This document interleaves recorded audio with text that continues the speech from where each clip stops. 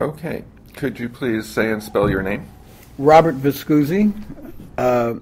Viscusi is spelled V as in Victor, I, S as in Sam, C-U-S-I. Okay. And can you give me a brief autobiographical sketch, as elaborate or not as you'd like, but where you're from, what you've done, what you're doing now, Okay. who you think you are? Okay. Well, it'd almost be better to start backwards. Who did I think I was this morning? But I'll try and do it the other way. I was born in Brooklyn in 1941, but I grew up in Queens. And I moved back to Brooklyn in 1969 when I first came to Brooklyn College to teach. And even though I got fired the next year during the revolution, I kept sort of managing to come back thanks to the union. And eventually I figured out how to chain myself to the radiator and they couldn't get rid of me anymore. And so I went to Catholic schools, public school first, and then Catholic school, and then a Jesuit high school, Regis High School in Manhattan, and Fordham College in the Bronx. I got my master's degree at Cornell and my PhD at NYU. The PhD took me a very long time because I ended up writing 2 different dissertations. I was writing a dissertation on Edgar Allan Poe, and I don't know whether it was because my advisor became incredibly difficult, or perhaps because Edgar Allan Poe depressed me so much, but I dropped it, and I wrote a different dissertation about Max Beerbohm, which took a long time because it's in a totally different field, really, although they teach it in the same department. It was a huge difference in the reading list. But it was real interesting, and that book was published, and I got to be a professor, a full professor here pretty quickly after that, and they made me the director of the Institute for the Humanities in 1982. I've been doing it for 30 years. And I teach in the English department here. Somehow, during the period that I was doing this,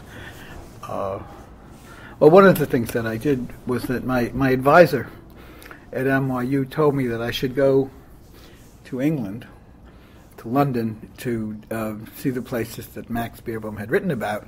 And then it turned out that, when I thought about it, Max Beerbohm retired from his job at the Saturday Review, where he was a dramatic critic, in 1910, and moved to Rapallo in Italy, a place that I had never been. And so I went to Italy, and that really changed my whole orientation. I was raised by, my parents were basically Americans. My mother was an immigrant but came at the age of 3. My father was born in Schenectady in 1907. But all of my grandparents were Italian immigrants. And they lived very nearby. They were in and out of the house all the time. We were in their houses all the time. And most of them survived until I was about 30. So I had a lot of that. And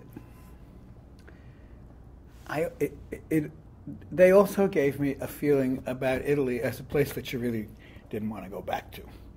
The part of Italy that they came from really reminded me of, when I finally came around to read it, Ignazio Salone's novel Fontamara. Incredibly poor agricultural, quasi-agricultural, quasi-pastoral on mountains in Abruzzo. So that was my idea of life in Italy, whereas in America, I kept hearing when I was growing up, we have refrigerators, we have power steering, we have, all the blessings of democracy. And but then we went to Italy just because I wanted to see where Max had lived, and in the process of, I was just floored by, what an enormously rich and complicated historical, cultural, linguistic heritage it was, and that I had no real claim on other than my last name and the fact that my grandparents were born there. Even my mother was born there, but I didn't know Italian. Yeah. Did it have any particular meaning to you up to that point? Like, Sure. how did It did. Italianness register in your life? How did it register in my life? Well, as a kid, it was like either you were Italian or you were Irish in my neighborhood. So there was a lot of competitive bragging. You know, they had the mayor and the pastor and the cardinal and the bartenders and the undertakers, but we had Joe DiMaggio, right? We had Joe DiMaggio and Phil Rizzuto and Yogi Berra and ravioli and spaghetti alla chitarra and all kinds of great things. I mean, the food, that was the killer argument, even more than Phil Rizzuto, you know. I mean, the food was, you know, Irish food. Irish-American food, anyway, didn't win a lot of prizes. And so there was that. But then, you know, the rest of Italian culture was associated in my mind with a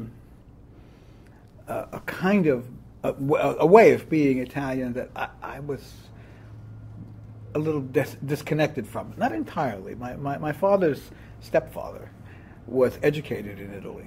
Educated, that is to say, he graduated from a liceo, which you would say is a high school, but actually it was quite a thorough soaking in traditional Italian culture, or like gymnasium, that kind of thing. Exactly. And he was the one who taught me lots of things which I resisted learning, but I learned them anyway. Like he was always talking to me about the opera. He would call me up and he would say, you know, on Channel 13 on Tuesday night, they're going to do Barbiere di Siviglia. You should watch it. And I didn't really, but eventually I did. You know, it took a long time, but he never gave up. That was one thing. And the other thing was that when I was very little, he told me to be a professor. He said, because un professore è un galantuomo, which means, you know, a professor is a gentleman or a nobleman or something like that. I didn't exactly understand what it meant, but it sounded good. And he was, he had a lot of prestige in my family because he was very knowledgeable and quite a successful character in his line of work. He owned a little factory in the basement of a little apartment house that he owned, and he employed a lot of people in my neighborhood. So everybody looked up to him. You know, he was definitely petit bourgeois, and so there was that. But then on the other side, on my mother's side, they were the ones from Abruzzo, and they had been incredibly poor, and there were very few models of intellectual developmental culture or any of that on that side. And so I was confused about it. And so I decided, I kind of triangulated it. I thought, well, the real way to get ahead of the Irish would be to study English, because the Irish feel really inferior to the English. So, I mean, it sounds ridiculous now, but actually it's what I did. And but then as I was working on this, and I found, well, here was Max Beerbohm, who I really admired as a wonderful writer, very brilliant, very witty, very sophisticated, and quite subtle in all kinds of ways. Went to live in Italy, spent more than half of his life in Italy, and I thought, what was that all about? And then I got to know people. I got to know Luigi Ballerini at NYU. He was there then. Do you know Luigi? No. Yeah. He was the head of the Italian program there, and later he went to UCLA. He just retired from there. And he was somebody who, let me backtrack a little. In the 60s, I was very much of two minds about being a professor, despite what my grandfather had said. And I basically told myself that I was going to graduate school to stay out of the war. I mean, I would have done anything, but apparently graduate school was enough. And but what I really was a poet. And in those days, you know, it wasn't so acceptable. You know, professors wanted you to be professional, and they didn't like the idea of it. But I wrote a lot of poetry, and I had a lot of friends who were poets. And I used to read sometimes in the Avant-Garde Festival, which they had every year, you know, in Judson Hall. One year they had it on the Staten Island Ferry. It was very exciting. Well, so that was in the 60s. in around 1975, I'm working on this thing, and I meet Luigi Ballerini, who, he had a doctorate in Italian, but he was also a poet. Not only was he a poet, but he was also a postmodernist, or even a post-futurist. I mean, he was very, very up to the minute and ahead of the minute, and he had a lot of really super clever friends from Bologna and Milano and all these places. And he was Italian, it seemed to me, in the same way that I was American. He wasn't Italian, you know, like the fat guys in tuxedos with the tricolor ribbon across their bellies and all that kind of stuff. So that was the first time I was able to make a kind of a cathexis with actual living Italians and Italian culture. And he, as much as anyone, talked me into taking this trip. And he had an apartment in Milan, which he lent to us as an inducement. You know, we stayed there for a while. And I was just totally floored by it. And so what were the things that were really speaking to you when you... The first thing that happened was that while about 2 weeks before we went, I bought a couple of living language tapes, 2 little cassettes. And I started repeating, you know, where they were. Buongiorno, buongiorno, signor Rossi, signor Rossi. I couldn't roll the R like that. It took me a long time to learn how to do that. But things like that. Uh-huh. And I learned a lot of Italian that way, actually, because it's like basic word list, you know, frequency list, you know. And so the day we got there, I called up Ballerini's stepfather, who was an interesting guy. He had been the welterweight boxing champion of Italy in 1938. And he was to take care of us. And he suggested taking, that we go together the next day to see the Certosa di Pavia. Do you know what this is? Mm-hmm. The Certosa is a Cistercian monastery in Pavia, which is a very old city, I think older than Milan, outside of Milan, where the Dukes of Milan, who were the most powerful noblemen in Italy, had their tombs. And I didn't know any of this, but they had decorated this building and elaborated it and what. So we went there the next day, and with my 2 weeks of living language tapes, I actually managed to rent a car on the telephone in Italian.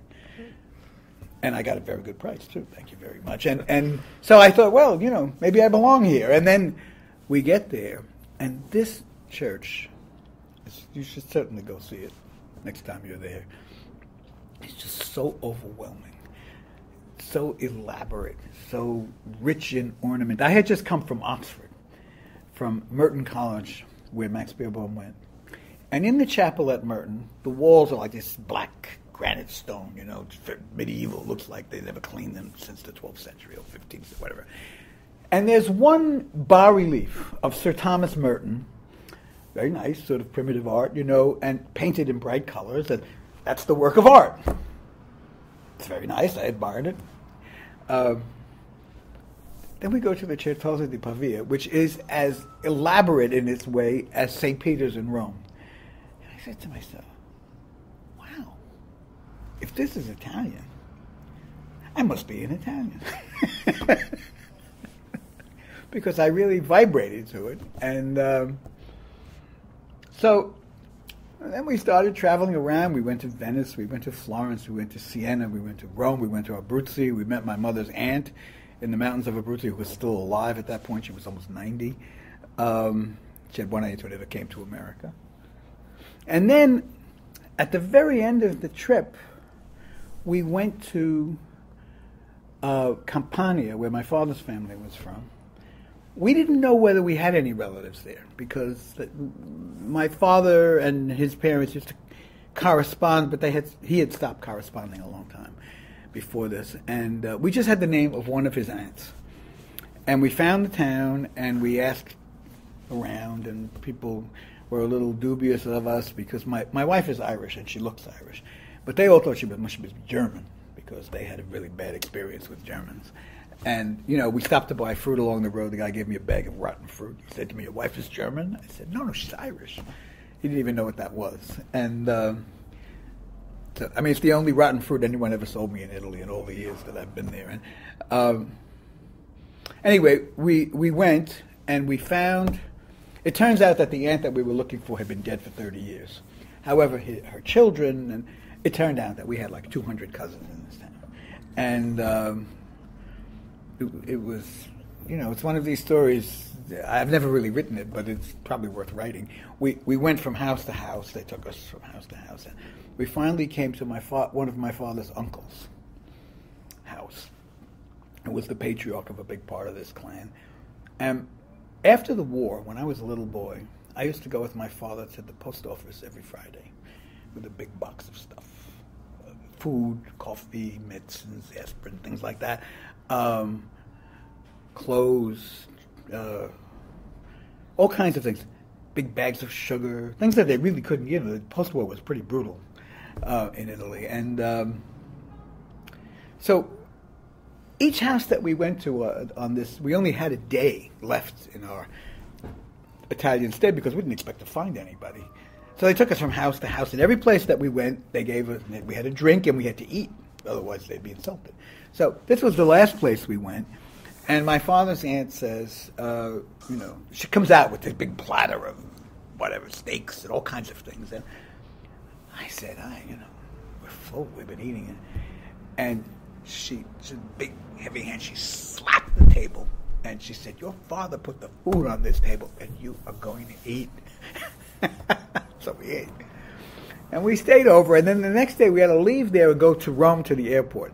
And they gave us to pack into our luggage a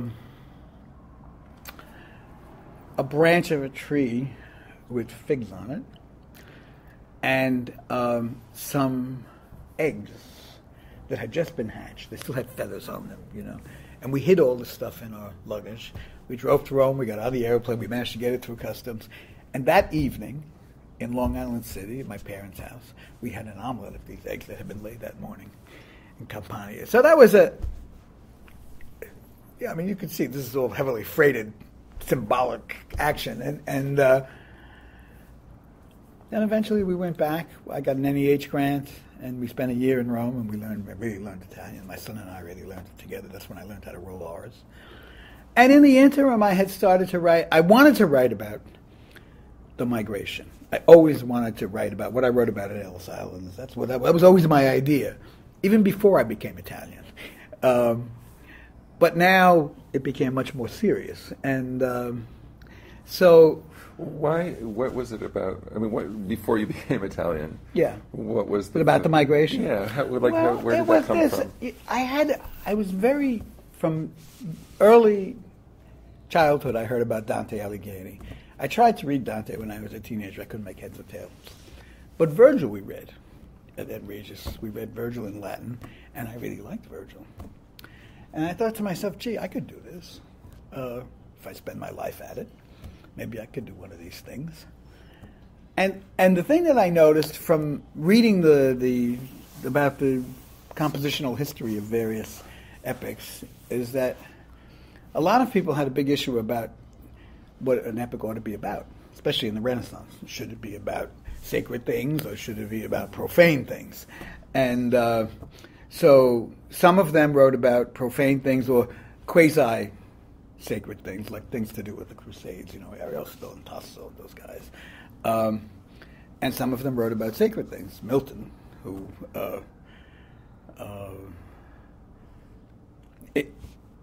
I didn't want to do what he did, but I admire the fact that he took a long time to make up his mind. He has that thing, it was the beginning of book 3 or 4, where there's a long choosing and beginning late, I like that. I didn't think that... the way Byron did it, I thought was a little... Byron was always in a hurry, as if he knew he was going to die young, He would get an idea at 2 o'clock, and by the next morning he'd have already written 40 pages. And I didn't really think I wanted to do it that way. But I didn't know. And I tried then when I was young, when I was in my late 20s, I tried writing a sort of a sacred poem. I wrote a poem called The Blue Jerusalem in 4 books. My model was The Paradise Regained of Milton, which I liked actually better than Paradise Lost. And I don't think it's a very successful poem, but I was surprised to find that I could do it even. that I could even write a really bad one was something. And some parts of it I thought were not bad. My mother was very supportive. She said that they talk about Shakespeare. I said, that's the right kind of mother to have if you want to waste your life the way I've wasted mine. You know, you need someone who is immune to the sense of the ridiculous. So when that was done, then I thought, okay, well, now I really have to think about this. What am I going to write about? And in the back of my mind, I always thought of Pound's dictum that an epic is a poem including history. And I thought, well, what history do I have to write about that's mine rather than somebody else's? And this was obviously the story. I mean, these were the epics that I heard around the table growing up. You know, it was such an enormous thing in the lives of these people. You know, there's a line in Ellis Island that says about the immigrants, they called it the other side as if everyone had died when they left. Because to them, that's actually what happened. They never went back. Mm-hmm. You know, they would call up, my grandmother, my father's parents had money. I mean, not a lot of money, but they had money. My mother's parents didn't have much. So my grandmother, who was the one who made those packages that were took to the post office, but my grandmother would also call them up every month or 2 months or whatever. But it all had to be done by appointment. You know, they would write them letters and they would decide. And then I found out when I went there that the people there had to walk 10 miles to the phone. Right. And these were big events in their lives, and they remembered every word that my grandmother ever said to them. It was kind of cool. So I thought, I'll never have another subject that could measure up to this. Why would I want to write another epic about, George Washington or Columbus or the Civil War or any of those? Not that they're not great subjects for somebody, although Columbus doesn't seem to have worked out too well for Joel Barlow anyway. I mean, did you ever read that poem? No. Yeah, it's pretty dreary. Although maybe at Yale he's still revered, I don't know. He was one of the Connecticut wits, Yeah. Anyway, so that's where it came from. Right. But, well, go ahead. No, you go ahead. No. How did that change, or how did that rearrange itself in your head, that interest of yours, after you became Italian, after you went to Italy, after you felt more a part of Italian culture? Okay. Here's how it happened. After I finished The Blue Jerusalem, I spent a few years thinking about it because I knew it wasn't any good, really. I mean, I knew it didn't have any legs, There was a lot of things in it there were a lot of things in it that I liked, but so I did a kind of an autopsy or whatever. What did this poem need that it didn't have? And I decided, well, if I was going to write a poem about the migration, I would have to learn Italian at some point. I would have to learn Italian history. I would have to learn migration history. I would have to learn Italian-American history, all of those things. It didn't occur to me. I mean, this sort of unfolded, It didn't really, I didn't have an itinerary exactly. I had a curriculum. I made myself a curriculum. There were a lot of other things on it, like I had to read all these epics, not just the ones that I had read in school, but all these other ones, and find out how other people had dealt with the issues. I'll come back to that in a second. But so when this thing happened with Ballerini, and then my bride also wanted to go to Italy, I thought, well, I guess this must be the next thing to do. So I was certainly prepared ground. It wasn't just the carvings on the ceiling in the Certosa, but let me tell you, they really floored me. And the Cathedral of Milan. Have you ever been to Milan? No. Well, last time, maybe not the last time, one time that I was there, 7 or 8 years ago, when Astoria came out in Italy,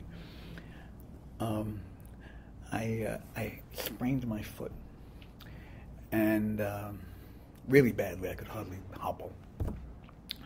And we did the book presentation, and the next morning, my translator came to find me, and he said he wanted to show me something in the Cathedral of Milan. So I said, okay, and I managed to hop there. And it was about half a mile, maybe. And what it was that the Cathedral of Milano is built on a previous church, which is the church in which Sant'Ambrogio, St. Ambrose, who was the Bishop of Milano, baptized St. Augustine, who was already a grown man, conversion. And they had found it. But in excavations. So we went to find it. We went into the church, and there's a little spiral staircase that goes down below the floor of the Duomo, which is, it's like the Mammoth Caves, the Duomo. It's enormous on the inside. And so we go down there, and it was a really early Christian kind of a baptismal font. It's really almost like a pool, about 20 feet wide, like the Baptist kind of thing. So it's called a Vasco. So we went into the Vasco, and when I came upstairs from this, my foot was better. So I don't know what that means, but I took it to mean something important. But you're Italian. No, I took it to mean that Augustine, whom I had always really hated, maybe had something to say to me. Augustine taught rhetoric, which you and I do also. So it's like teaching ideology, and he was a very smart guy. So I lost the thread here. So we're in Italy, and I start to really study Italian, and I start to really study Italian history, and then we managed to go back. 7 or 8 years later, 9 years later, I guess, we had 2 kids, an 8-year-old and a 3-year-old. And we found an apartment in Rome, and we lived there for a year. And we learned Italian together, my kids and I. My wife didn't learn as much Italian, but she can still understand it. And then I found out that learning Italian was much easier by an order of magnitude, I don't know how great. Much easier to learn Italian than to learn Italy. Italy is really hard to learn. It's about, I don't know, maybe 20 or 30,000 times more complicated as a history than this place. And this country is very complicated, and like anything, the closer you get to it, the more complicated it gets. But in Italy, it's even on the surface, it's unbelievably complicated. And so I was learning the language, and I was learning all of that stuff. And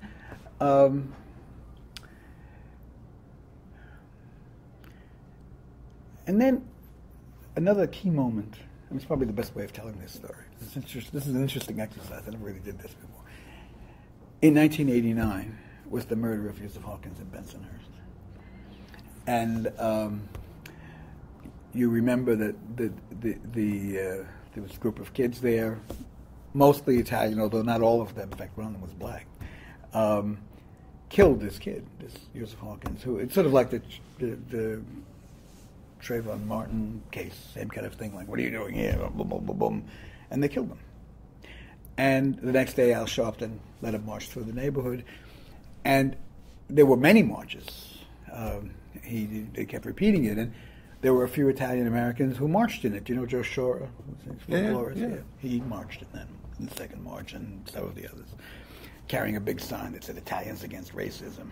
But people threw things at him, and a couple of other people too.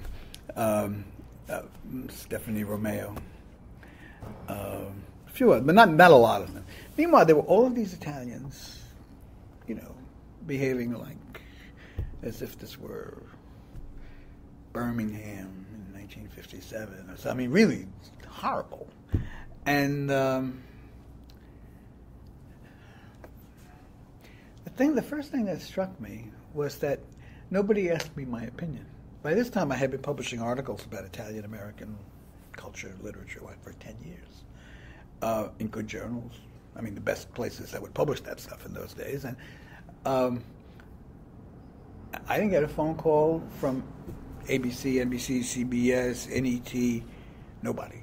Not the New York Times, not the Daily News, nobody. Not only I didn't get a call, but no other Italian-American intellectual with an Italian name got a call. The only one who got a phone call was Jerry Crace. Do you know Jerry? Yeah. He's a sociologist, and he was, at that point, maybe the head of the American Italian Historical Association, I don't remember. But his mother was Italian. His father was Polish. Crace is, I guess, a shortened version of some Polish name. And he's a good guy, and he's smart, and he said something sensible. I can't remember what it was. But I thought, how did it come to be that we were so silent? like, you know, if this had happened in some other neighborhoods that I could think of, not any other neighborhood, but some, if it had happened in a Latino neighborhood or a black neighborhood or a Jewish neighborhood or whatever, you know, they would have had them on Tony Brown, whatever his name was. Tony Brown, was that his name? Tony Brown's Journal or Yeah, something like yeah. that? Yeah. Or, you know, these television shows where they stroke their beards about sad things that are going on, and nobody. And I thought, well, this is an interesting fact. How did we come to be so silent? So I wrote a paper, which I gave at the AHA convention in San Francisco that November, which was about 3 months after the event, or September, October, November, 3 months, in which I theorized the roots of Italian-American silence. The only Italian who got mentioned in the newspaper was a priest in Bensonhurst who was saying, you know, we should all calm down and be quiet about this. And I thought, well, you know, maybe silence isn't the only response. So how did it happen that the Italian-American intelligentsia as such didn't seem to exist in anybody's minds? You know, when I wrote about the Italian-American intellectual, people made fun of me. What are you talking about, Italian-American intellectuals? You know, it's like talking intellectuals in the Mets outfield. I mean, that's not, those things don't go together. Well, they do, actually. And so, and I said that there were 3 reasons. There was history, language, and dialectic. And that we had lost, by losing our language, which happened in the war. You know, at the beginning of the war, they put up signs. Somebody was talking earlier today about how they didn't put Italians in concentration camps. Well, that's true. Very few. But they did scare the living daylights out of them. You know, there were about 700,000 of the 5 or 6 million Italians that there were in the United States at that time who hadn't yet taken citizenship. And they all had to go to the post office within, I don't know, a couple of days and register as enemy aliens. Now, these were, you know, this is the United States, didn't have the reputation of being nice to Italians. You know, Sacco and Vanzetti was only 10 years earlier, and they hadn't forgotten. These people were scared silly. This is why somebody as Italian as I, with as many Italian grandparents, which is to say all of mine, grew up, the only thing I could say in Italian was shut up and eat. And of course, you know, a couple of rude things that everybody knows. And that was it. They wouldn't speak to us in Italian. They didn't want us to speak Italian. Uh-huh. Well, okay, I can understand why they did it. I don't fault them. They were trying to protect us and assure us a more prosperous American future, which I think, of course, they succeeded in doing. I mean, I don't have any complaints about my American future. It's been pretty good. And but there are consequences, because if you can't speak the language, then you are cut off from your own specific history. You know this thing I'm editing. I've told you about this big anthology about Italian American writing, of Italian American writing, mostly in Italian between 1880 and 1943. Well, you know, this is the book of revelations that nobody knew. Nobody that I knew. There may be 1 or 2 historians who had read some of this stuff here, but very few. And the Italian isn't even easy, you know, because it's dialect, it's cut off from standard Italian. Is this working okay? Yeah. So, history. And the third thing is what I call dialectics, which was the habit of arguing in public. You know, they talk about, you know, young black men learn not to speak loudly in public. We were taught not to be Italian in public, not to wave our hands. You know, like when I was a kid, one of my grandfathers was basically a fascist and the other one was basically an anarchist. And, you know, there was a lot of pretty heated argument around the dinner table. I mean, people didn't stop talking to each other. In fact, they talked to each other even more. I remember, like, when I was 8 or 9 years old, was when Vito Marcantonio ran for mayor. The fighting, the yelling, the screaming that went on in my grandmother's house in Astoria, you wouldn't believe, because Astoria was part of Marcantonio's district, you know. And the conservatives were convinced that he was going to give Astoria over to the Puerto Ricans, and the other ones said, what kind of a racist are you? I mean, the kinds of things that I would say to Tom Tancredo or somebody like that.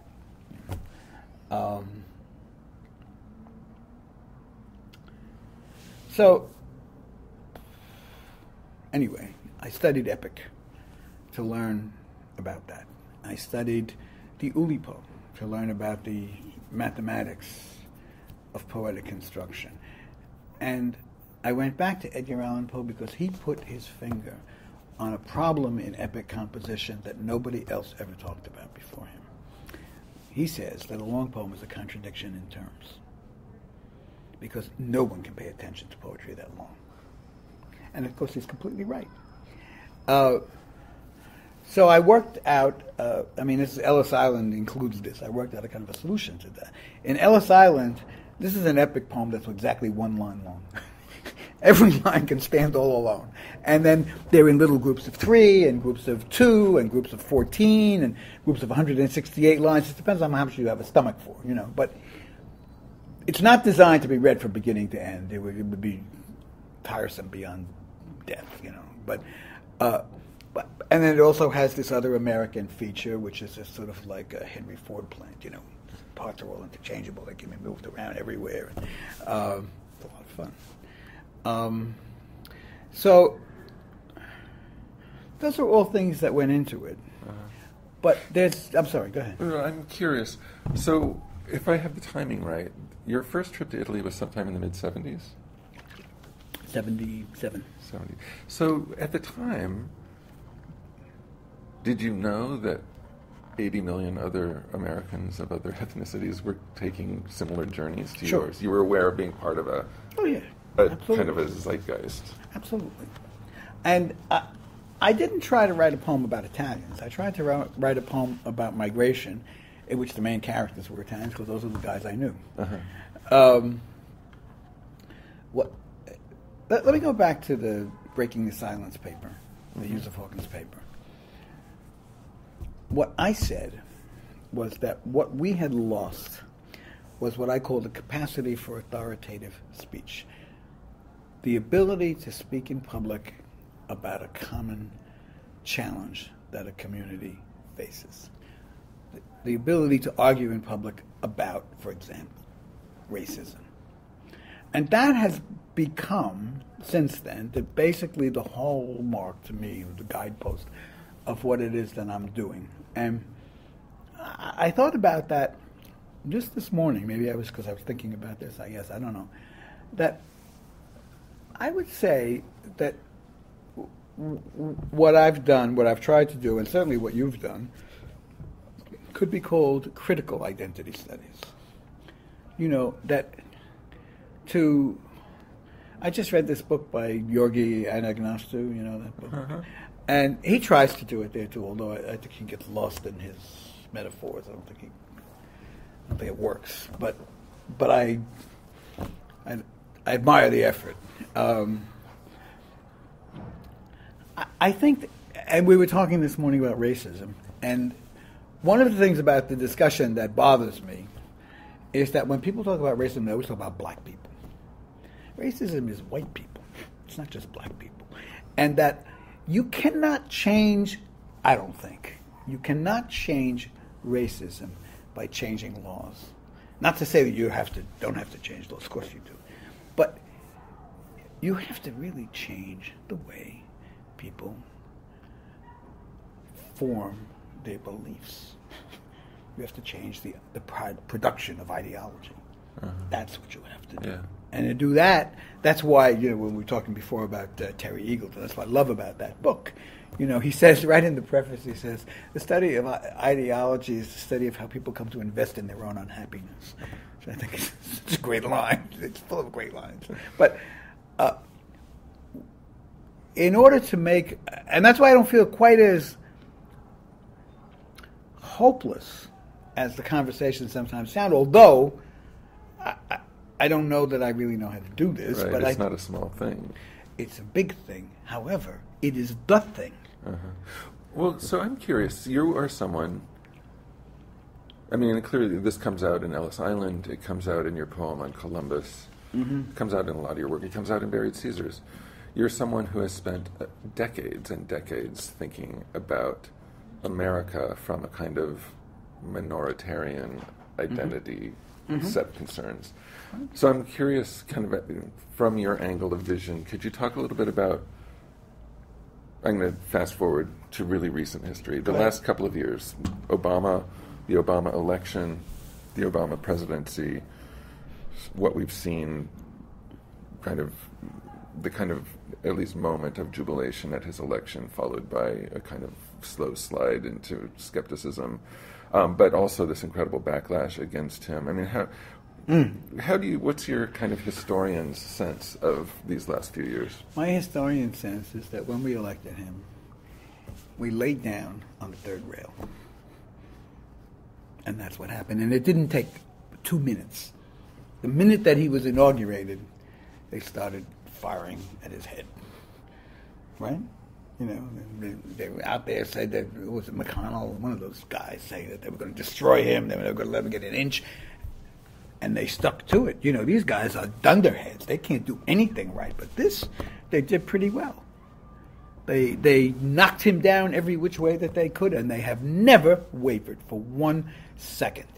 And all of this incredible efflorescence of new forms of racism, these 700,000 stop and frisk cases in the last couple of years in New York City, it's a direct result of the election of Barack Obama. Because people said, holy moly, look at this. It's like Reconstruction all over again. I have a book that I've never told you about it because I haven't finished it, but I may. I started writing a book of poems about 10 years ago called Reconstruction.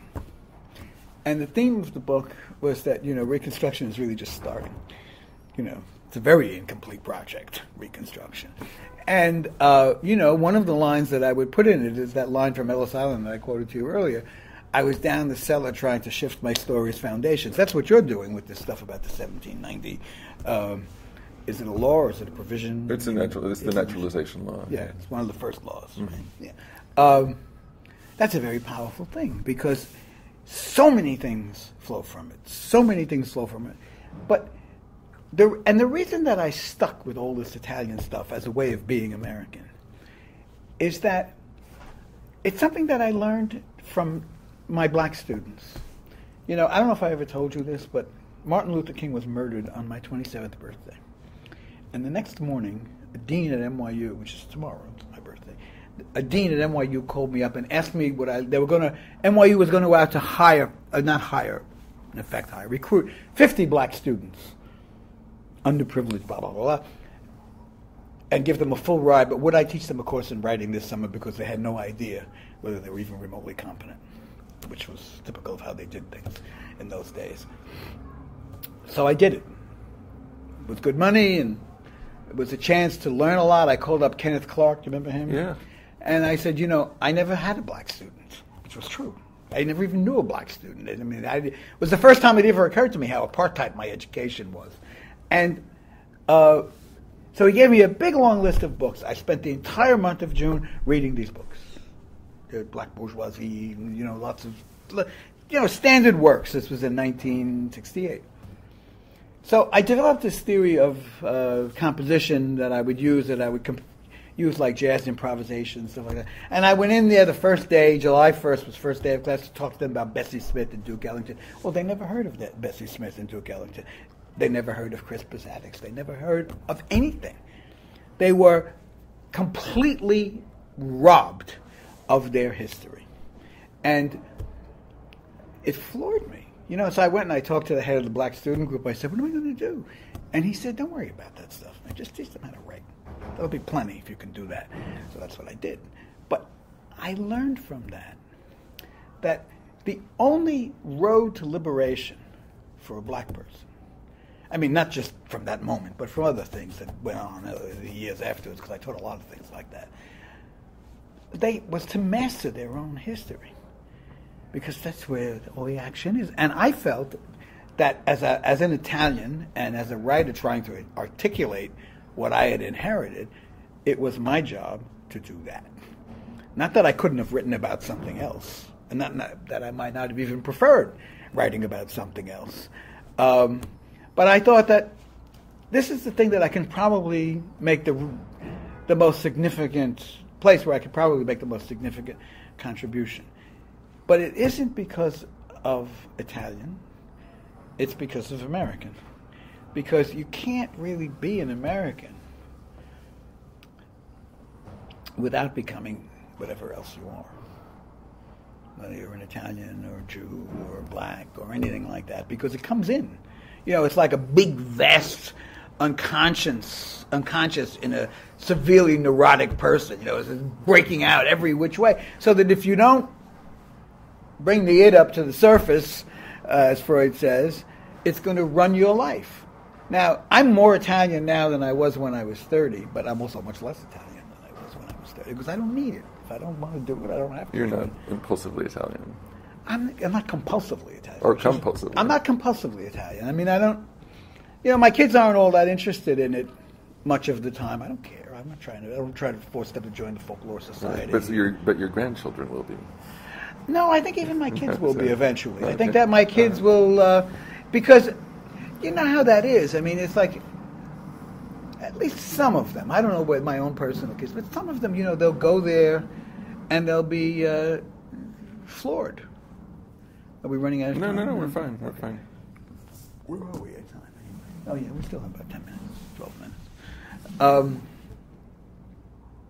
So, my feeling, I wanted to say this at the session there, but then I thought, no, it'll take too long.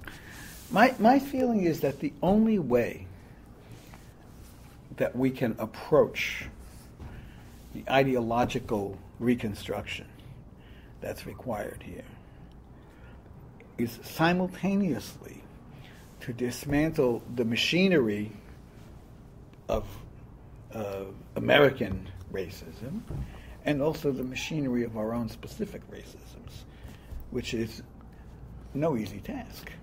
And it calls for a lot of guts, and you have to put up with a lot of crap.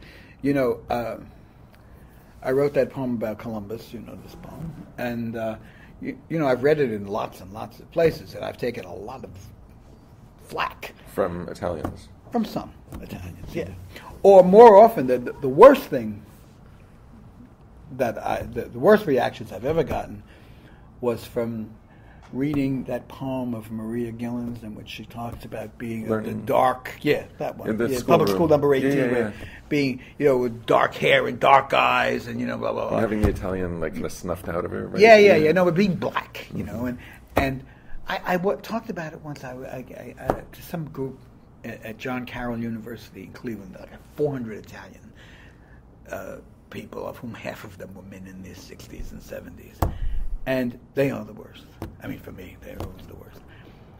In the middle of the talk, after I read this poem, this guy stands up, and I mean, it's an audience of 400 people. It takes a certain amount of energy to stand up.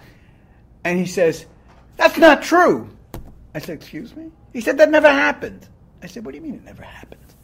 He said, "That didn't happen. People didn't confuse us with blacks." I said, "Well, maybe it didn't happen to you, but it certainly happened to her. She's lying."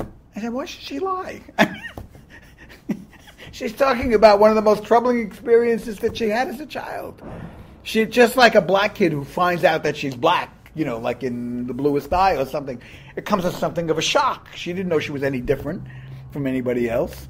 Now, all of a sudden, she's cast at the bottom of a coal bin. You know, that's a hard thing to take. I mean, another time, I almost got into a fight with someone in an audience because Maria read that poem. And there was a guy, this was a smaller audience at Queens College, there was a guy about the same age sitting in the third or fourth row, and he had a cane. And he held it up, and he's waving it at her and telling her the same kinds of stuff. So I got up, we were reading together, you know, like 4 or 5 books. I got up, and I walked around the table, and I went and I stood over him like this. And he said, "How do you like this?" He said, I said, "Well, this is what you're doing to her, and I'd like you to cut it out." But, you know, some people, Paolo Valesio was there that day. He never forgave me for that. Mm. He thought that was a terrible thing for me to do. So I should have just let this go on. it's hard for people to figure out how to deal with this stuff. And I think that's the only hope that we have, is to keep working on this. I have one other answer to your question. It happened that I was in Venice on Election Day in 2008. And I was giving a lecture there on Election Day. And everybody was all like, oh, we hope Obama wins. And then the next day, they were over the moon about it. And, being an American, I had a pretty good idea of what it was likely to mean. So I just said to them, I said, so when do you think you guys are going to elect a person of color? Because they got plenty of them in Italy, can't expect that of us. Really? So, I think it's not a dead loss for us. I'm glad that he's president. Do you think he'll be president again? I don't know. What do you think? I think probably so. I hope so. But I think it's going to be an ugly 6 months between now and the election. It's just going to be it's going to be a nail biter, and it's going to be ugly. That's what I think. Of course, there's no limit to how ugly things can get. That's true. But things have already gotten mighty ugly. And, you just wonder who there is among the Republicans who has, enough sense to understand how counterproductive all this stuff is. Excuse me. I never thought that I would find myself thankful that Karl Rove existed. But there have been moments in this process where he was the only person that I heard saying anything that even remotely resembled common decency or common sense. Or just, I must have missed that. What did he say? That they were just going too far. Oh. And that, this emphasizing all of this sexual stuff and all this theological stuff. And all, in the map of the Republicans now, Jeb Bush is Nelson Rockefeller, to which he is not. Right. But he signed this law that Trayvon Martin was killed under. I haven't forgotten that. But nonetheless, compared with Torquemada Santorum, he is, more moderate, more sensible. I don't know. Is there a sensible Republican? Before this, I would have said maybe Romney was the sensible Republican, but who knows what he is? Etch-a-sketch. What? Etch-a-sketch. His line about everything he says will be forgotten by the time of the Did general you read that election. article in the Times called Quantum Romney or something like that? They analyzed him in terms of quantum mechanics. It's actually pretty convincing. Well, is there anything we haven't talked about that we should have?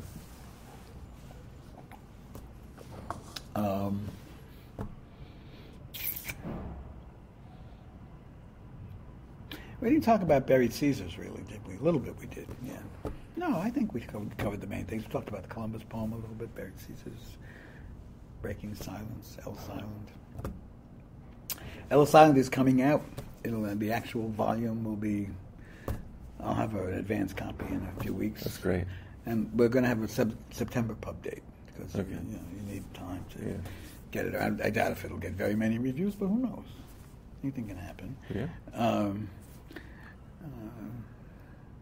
Have a couple of dazzling blurbs, one of which you wrote. And I don't know. No, not really. There's a lot of other things that one could talk about, but I would say of the things that you and I have in common, and there are many of them, but the one that's probably the most important is what I, this morning, decided to call critical identity study. I think I might write an essay with that title on it, because I think that it's something that bears more attention. You've done great work in this area, but we need to focus on it as an ideological project. Yeah. That if people are, The kind of thermodynamics of American cultural politics require that people identify as something. Right. It doesn't have to be a European or foreign identity. It can be a state identity. It can be a Hoosier or whatever. There's a lot of those too. It can be a Texan. Apparently, that's a big issue for a lot of people. But whatever it is that you are, you have to be willing and able to inquisition it right down to the naturalization law of 1790, and maybe even beyond. So my opening question, I asked you to talk about who you think you are, which in fact is what you've done for an hour. It's been great. Well, it's a good question to ask me. I mean, I don't think I actually answered it, though, did I? Maybe it's the unanswerable question. Yeah. Anyway. Well, thank you so much. And thank you. Thank you so much. And thank you. Thank you so much. And thank you. Thank you so much. And thank you. Thank you so much. And thank you. Thank you so much. And thank you. Thank you so